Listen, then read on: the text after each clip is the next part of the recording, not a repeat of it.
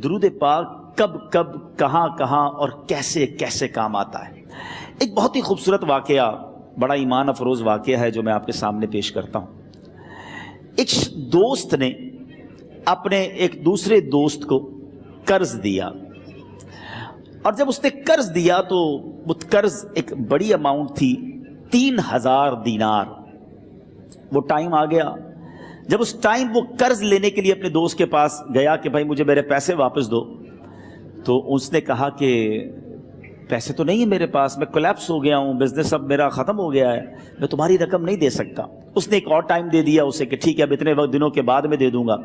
وہ ٹائم بھی گزر گیا، اور جب وہ ٹائم بھی گزر گیا تو اس کے بعد اس دوست نے کہا کہ اب تو پیسے دے دو بھائی، میرا ٹائم پورا ہو گیا ہے۔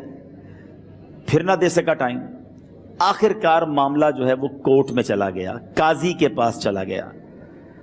اب قاضی نے جس کو پیسے دینے تھے اس کو بلایا اور کہا کہ بھائی آپ کو اس کے پیسے دینے ہیں؟ کہتا ہے ہاں پیسے تو دینے ہیں۔ تو کہا پھر دیتے کیوں نہیں ہو؟ کہا پیسے ہیں ہی نہیں، کاروبار ہی ختم ہو گیا ہے، قرضہ تو لیا تھا، اب میرے پاس بچا ہی کچھ نہیں ہے۔ تو کہا اچھا اب یہ بتاؤ کہ کب دو گے، کیسے دو گے؟ اس نے کہا بس میرے پاس پیسے ہی نہیں ہیں۔ تو کہا اب تمہارے پاس 30 دن کا ٹائم ہے، 30 ڈیز میں یا تو اس کے پیسے لوٹا دو یا 30 دن کے بعد تمہیں قید کر دیا جائے گا۔ یہ شخص اب گھر آیا، پیسے تو تھے نہیں، مگر شاید علماء نے لکھا کتابوں میں، یہ واقعہ کئی بڑی بڑی کتابوں میں لکھا اور درود پاک کے فضائل کی بڑی بڑی کتابوں میں لکھا، اور اس شخص نے سوچا کہ اس نے ایک حدیث پاک پڑھی ہوئی تھی کہ جس میں یہ نبی پاک علیہ الصلوۃ والسلام نے فرمایا ہے، جس کا مضمون ہے کہ جو شخص پریشان ہو، مصیبت زدہ ہو، اسے چاہیے کہ مجھ پر کثرت سے درود پاک پڑھے، کیونکہ درود پڑھنا مصیبتوں اور پریشانیوں کو لے جاتا ہے۔ اب اس عاشق رسول نے سوچا اور تو کچھ ہے نہیں، اب میں درود پاک پڑھنا شروع کرتا ہوں۔ صبح سے لے کر شام تک وہ درود پاک پڑھنے لگ گیا۔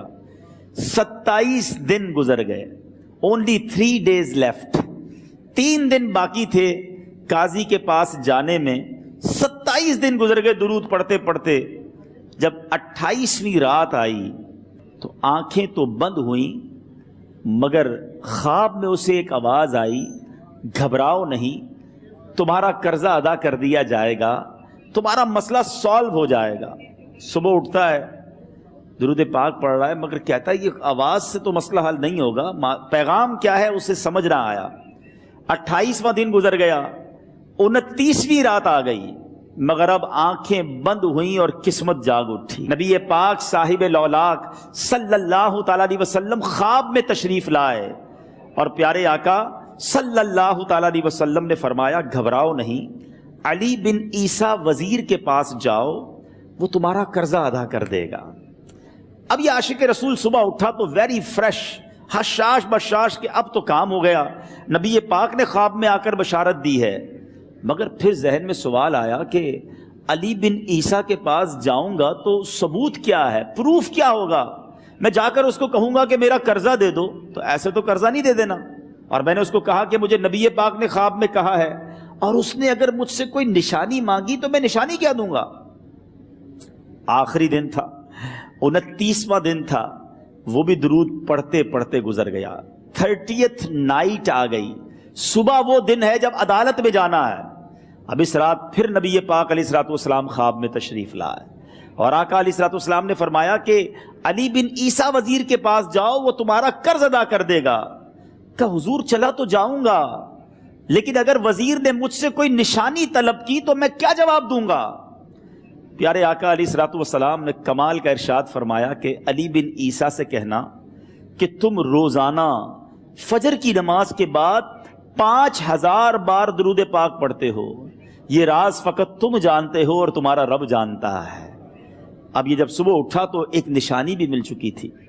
عدالت میں جانے سے پہلے وزیر کے دربار میں پہنچ گیا، اسے یہ ڈر تھا کہ آج پیسے نہ لوٹائے تو سزا ہو سکتی ہے۔ جب وزیر کے دربار میں پہنچا تو وزیر اپنے مشیروں کے ساتھ بیٹھا تھا۔ کہا مجھے آپ سے بات کرنی ہے۔ کہا بتاؤ کیا بات کرنی ہے؟ کہا میں ایک پیغام لایا ہوں آپ کے لیے۔ اچھا کس کا پیغام لائے ہو؟ کہا میں نبی پاک جناب محمد مصطفیٰ صلی اللہ تعالیٰ علیہ وسلم کا پیغام لایا ہوں۔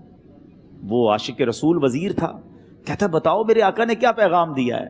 کہ حضور میں 3000 دینار کا مقروض ہوں، آج آخری دن ہے اور میرے آقا نے مجھے بشارت دی ہے کہ آپ سے کہوں کہ آپ میرا قرض ادا کر دیجئے۔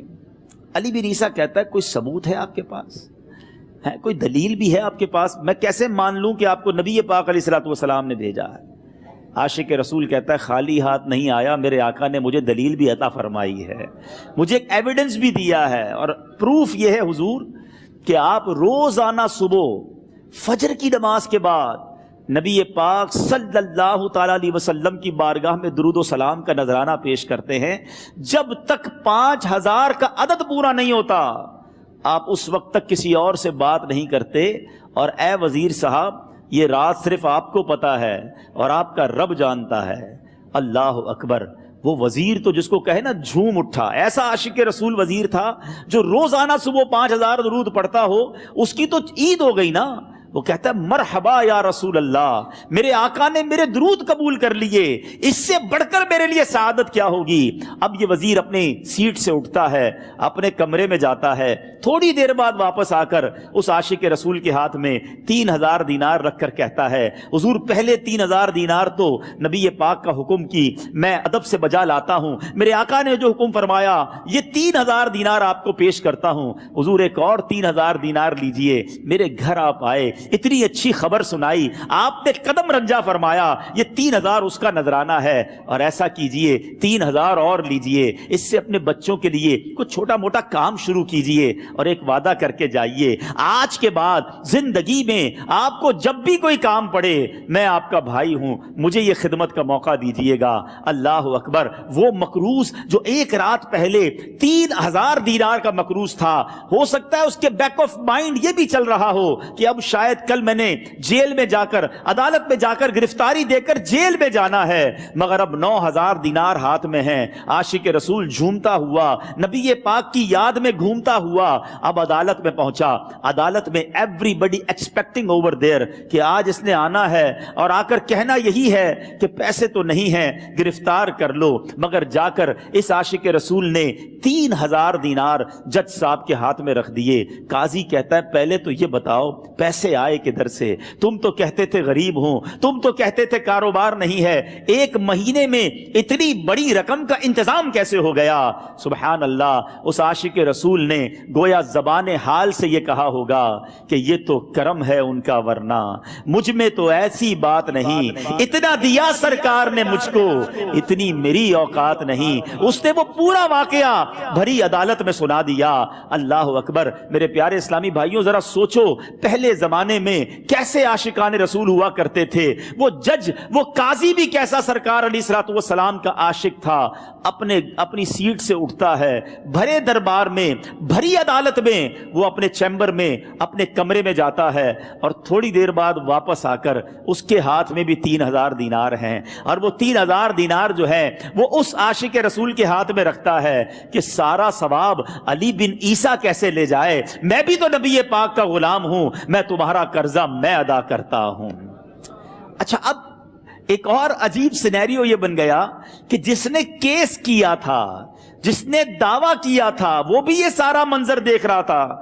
کہتا ہے جج صاحب ذرا رکیے، میں بھی اپنے آقا کا امتی ہوں، اور ایک کام کیجئے قلم کاغذ منگوائیے، اس عاشق رسول کا قرضہ ہی میں معاف کر دیتا ہوں۔ اچھا، اب عاشق رسول نے وہ واپس 3000 دینار جو جج صاحب نے دیے تھے وہ واپس جج صاحب کو دیے کہ حضور یہ پیسے آپ ہی رکھ لیں، قرضہ ہی معاف ہو گیا، اب آپ کے پیسے کا میں نے کیا کرنا ہے؟ جج صاحب کہتے ہیں جو پیسے نبی پاک کے نام پر نکالے ہیں اب مجھے واپس نہیں چاہیے، یہ بھی تم اپنے ساتھ لے جاؤ۔ اللہ اکبر! میرے میٹھے اسلامی بھائیوں، وہ عاشق رسول ایک رات پہلے 3000 دینار کا مقروض ہے، اب 12000 دینار لے کر گھر کو واپس جا رہا ہے۔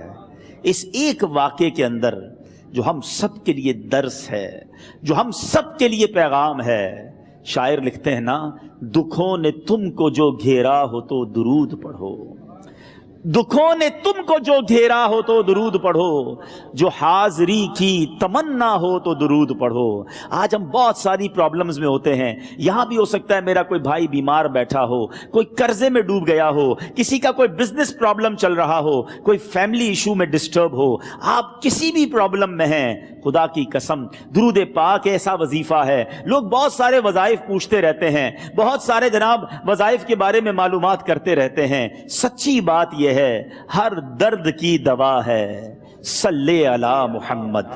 हर दर्द की दवा है सल्ले अला मुहम्मद, तावीज़ हर बला है सल्ले अला मुहम्मद। तो खुदारा अपनी जिंदगी में दुरूद पाक को शामिल कर लीजिए और आप बिलीव करें, जब आपने कसरत से दुरूद पाक पढ़ने शुरू कर दिए, आप अपनी आंखों से देखेंगे आपके प्रॉब्लम दूर हो रहे हैं, आपकी सेहत अच्छी हो रही है, आपके कर्जे उतरने शुरू हो गए हैं, रोजगार में आपके बरकत होना शुरू हो जाएगी, आपके चेहरे पे नूर आना शुरू हो जाएगा, आपकी जबान में असर आना शुरू हो जाएगा।